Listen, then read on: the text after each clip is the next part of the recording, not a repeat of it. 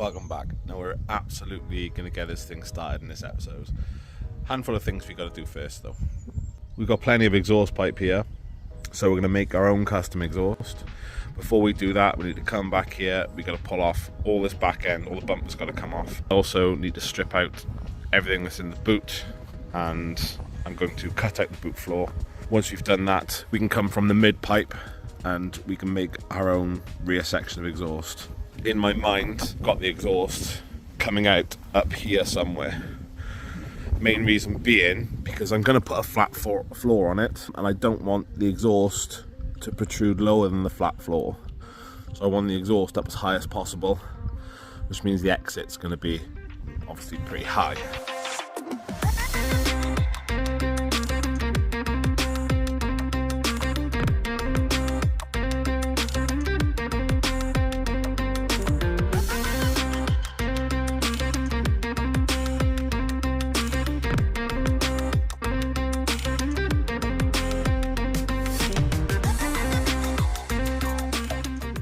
So we got all the boot floor cut out, all the back end stripped away. I do need to clean up these. I've also got some box section I'm going to run across the centre and weld that in. As for the exhaust, I'm going to leave it to exit quite high around here. So I've had a look, I've lined up my back box. I can get away without removing this section, which is handy. Although I will if I have to, but if I don't have to, I'd rather leave it. But I am going to have to get rid of this. You see I've lined up where I need to cut away here. So I'm going to cut this away. It'll also require me cutting away in here an amount, but that's not a problem because I can either leave that with the back box here, or I can box section that off if required.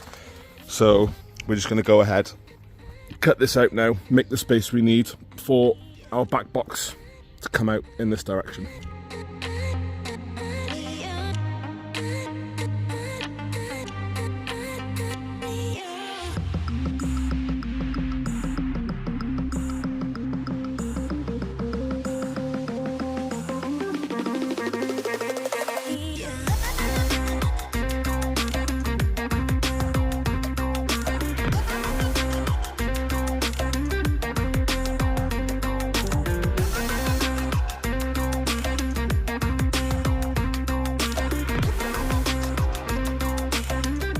Okay, so I've notched out a small gap in the chassis leg so I can get the exhaust up that'll give me about an extra inch and a half, so the exhaust box itself will be higher.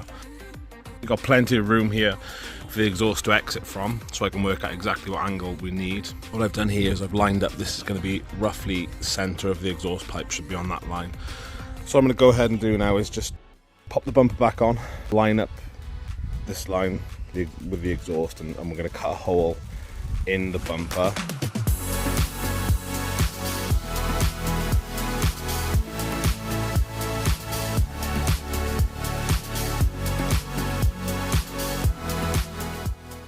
And we're getting somewhere. You can see I've just got it propped up in position now. I haven't actually welded any of the mounts off because to get it high enough, I'll show you, because I'm going to flat floor it from about here. Having this down far enough so that it wasn't protruding, the box was ending up too low. So what I've done is I've pushed the box up as far as I can, giving me a little bit of clearance up there so that the box doesn't actually hit the bumper. So now what I need to do is I'm just going to go take this and get this cut off straight, because I won't cut it straight here, not with manual tools. But that does leave us plenty of space from here to have our flat floor going back. So it's in a great position there. It's just poking a little far out.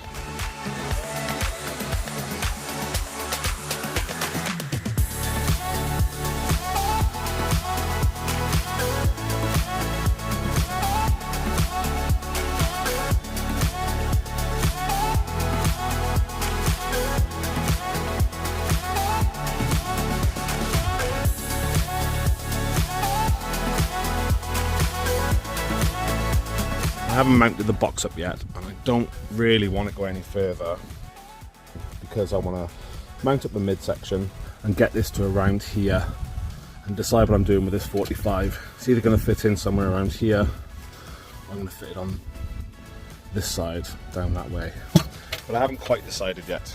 So what I will do is jump onto the mid pipe, which has got a single resonator in it.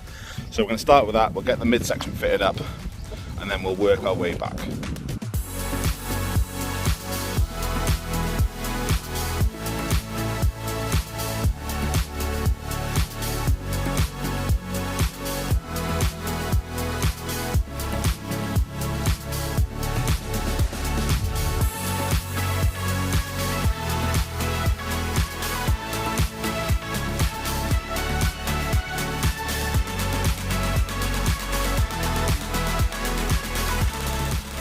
Okay, this is where we're at. We've got the exit pretty much how we want it.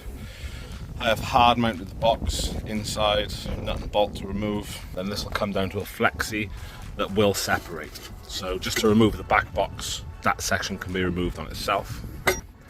Is from this flexi, I need to do a bit of a 90 under here to get to the midsection. See, the midsection is going to exit here. Needs to make its way. Standard, they come down in between here, the diff and the subframe. Make these two meet in the middle.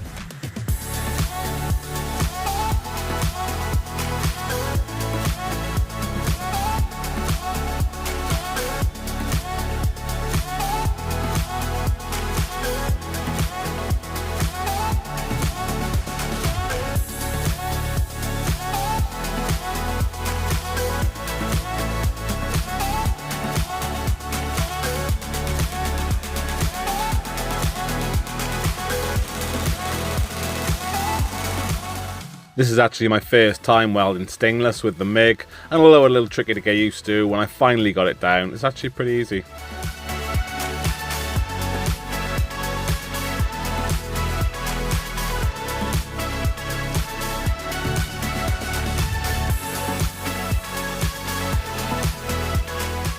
Okay, that's the exhaust in position. Best way to tell is you can give it a shake. There's movement, but no knocking. We've got the exhaust wrapped up from the back box. It comes to the centre box and then into the mid pipe. The front of the mid pipe here, I've got my EGT temperature sender plumbed in, and this is the narrowband O2 sensor for our air fuel ratio gauge. Well, as sketchy as this might look, and trust me, I'm aware it looks sketchy, it shouldn't have a problem. I've made sure nothing's dangling in the way. If it is, it's all been tied back. I did try and prime it, pulled the leads off, and I've pulled the fuel pump relay just to make 100% sure it's not going to start. Tried to prime it and we sprung ourselves a little leak from the oil cooler. I've repaired that now. We're good to go again. Prime them up, get some oil pressure, then fit our leads, fit our fuel pump relay, hopefully make it go brum.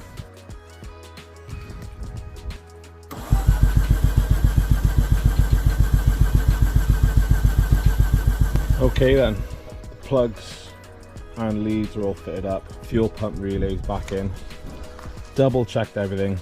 A couple of plugs I couldn't find I have located, so there's no reason this shouldn't start now, but for some reason I feel like it's not going to. There is only one way to find out, so fingers crossed.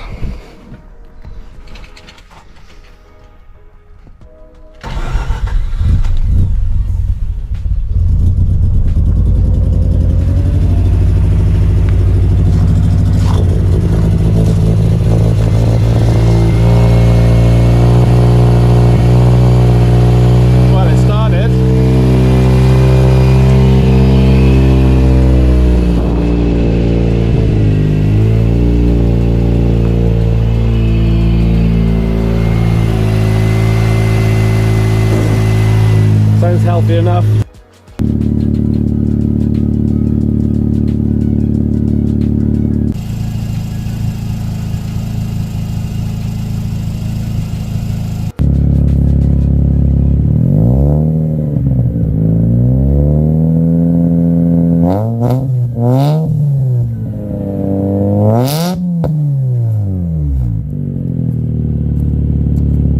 I'm actually going to stop it there. The fans haven't cut in yet and the coolant lines are starting to feel pretty warm. There's no point using the internal gauge because the thing's pretty much a dud. It'll sit in the middle till it's cooked itself. Okay, well I ended up running it for another hour or so last night. all the temperatures got up fine. I got the fans running eventually. It was an earth issue. One of them wasn't earthed, so we got that sorted out. So I'm comfortable that the engine is good to go. Now our next step is to get all this wiring inside the cab. To make it easier, I need to remove all the interior and all the wiring that belongs to the interior. This just makes sense to me because I don't see the point in cutting this harness right down the middle to then rewire it inside if half the wires are going to be gone by the time I've removed all the interior electronics. So we're going to remove the interior, remove all the electronics, and then run this inside, because I'll probably have half the amount of wires that need cutting and soldering back inside. We're going to leave this one for this episode. We've got it running, which obviously makes me very comfortable. I'm now happy to crack on and get it finished, which I need to, because there's about 4 weeks to this racing. Yeah, it's in this condition. We got 4 weeks. We got a long bank holiday weekend now though, so I'm going to plough on, get it finished, and hopefully we'll have no more issues. I said we'll sort all the interior out now, we'll sort all this wiring out, and then I'll start it up again, make sure there's no problems. Then it's just a case of fitting my suspension. I've gone and ordered a new set of wheels and tyres. We're going to have to roll the arch down to fit because they're wide, but not an issue. So yeah, a lot to do, not a lot of time to do it, but we'll get there because we always do. So tune in for the next one. We're going to do this interior, we're going to do this wiring, and we're going to fit the wheels and tyres, hopefully.